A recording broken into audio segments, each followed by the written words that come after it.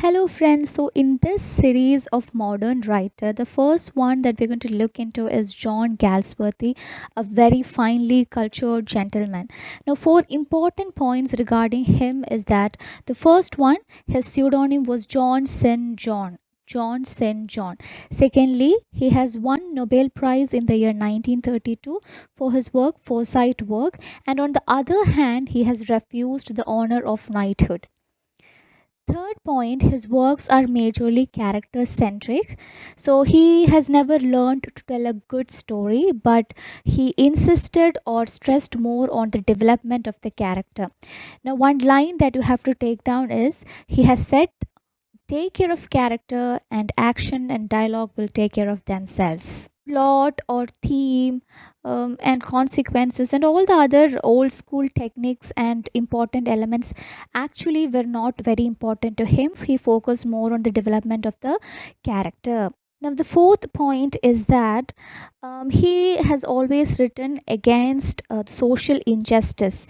He always sympathized for the unfortunate or the victims of the social injustice.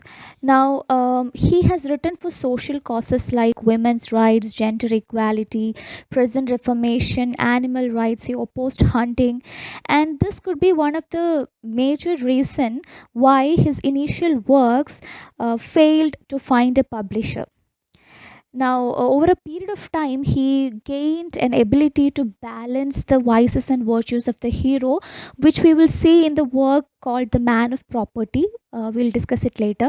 So, initially, when he started writing under the pseudonyms John St. John, he failed to find a publisher, and that is majorly because he has written against very powerful system or the powerful people in the society, not exactly taking out names and writing, but against the whole system of one section being powerful and exploiting the other section.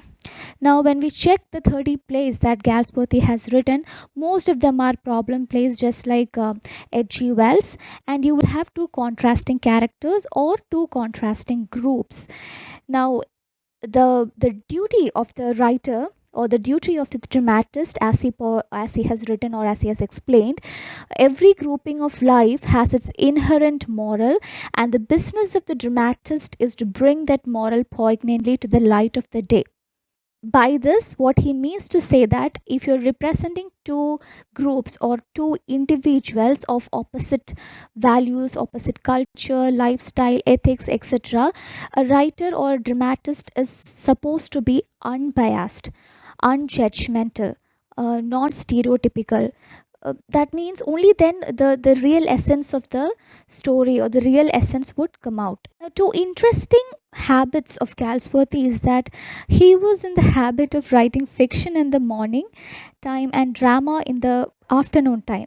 Another of his habit was that he used to turn an old novel into a new play just by randomly shuffling the names, scenes, or by substituting dialogue for a narrative, etc., which we can see when he does this thing. He is doing it in Island Pharisees, which was published in the year 1904, and it is reappearing as The Pigeon in the year 1922. Now let's move on to his major works. So under novels, the first novel that he has written is Jocelyn. You just have to keep in mind the name of the work. The second work, which is very very important, which is Foresight Saga, which gave him Nobel Prize. So it consists of three novels and two interludes. So I'll say the order of these works as and how it's published. So Man of Property is the first one, and that is a novel. Second one, Indian Summer of a Foresight, that's an interlude. Third, In Chancery, it's again a novel. Fourth one, you have an interlude, which is Awakening, and the fifth one is To Let. The theme of this work is the rise of an English family to wealth and power. Since it's an important work, I'll give you a glimpse on the summary of this work.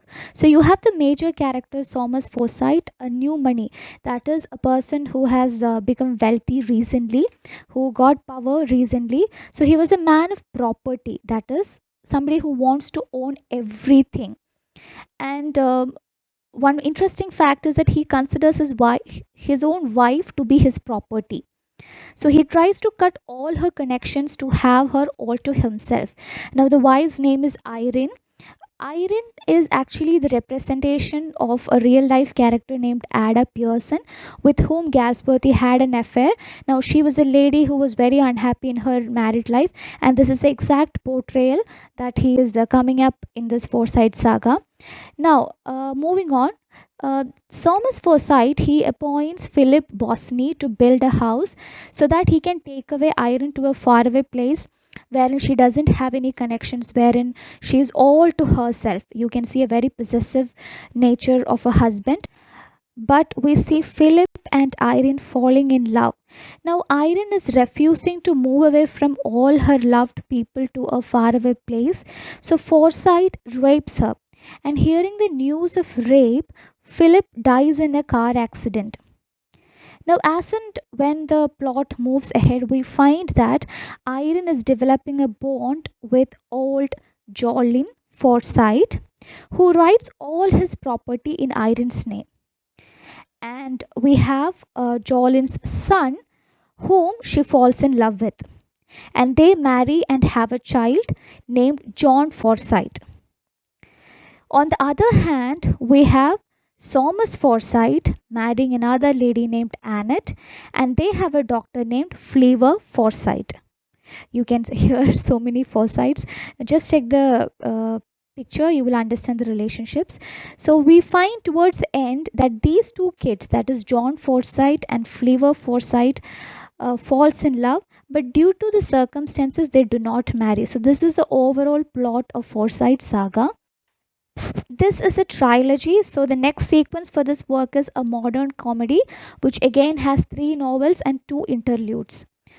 The next one is End of the Chapter. Now, Forsyte Saga was published in the year 1922. Modern Comedy was published in the year 1924 to 1928. End of the Chapter was published in the year 1934. Now let's move on to his plays. Now, one important line that he has said about the play is that the play is a picture of the human herd in its attitude towards an offender, heads lowered, horns pointed, which means to say that a play is all about. All right, so let's move on to his plays. One important line that you have to note down is that he has said the play is a picture of the human herd in its attitude towards an offender, heads lowered, horns pointed, which means that in a play you will definitely have somebody to create injustice and somebody who is a victim. So how a victim reacts against the offender is the whole plot of a particular play. Now we have some of the major problem plays that he has written. So first one is Silver Box, which is the first play written in the year 1906, wherein you have rich versus poor. Second one is Strife in the year 1909. Labor versus capital is the theme. It's about the strike at Trinata Tinplate Works. Third is Justice. You have a character named Falder who commits suicide at the end of the play because he was depressed in the solitary confinement of the prison. Then you have Loyalties, which is all about the prejudice against the Jews by British. Next one is Escape, which has an unusual theme wherein you have an army captain helping a prostitute to escape. And the last one is The Skin Game. It's all about aristocracy versus newly rich. So that is it about Galsworthy and his important works. I hope it is useful for your preparations. If so, please do like, share, and subscribe for more classes like this. So this is Olivia. See you in the next class. Bye bye.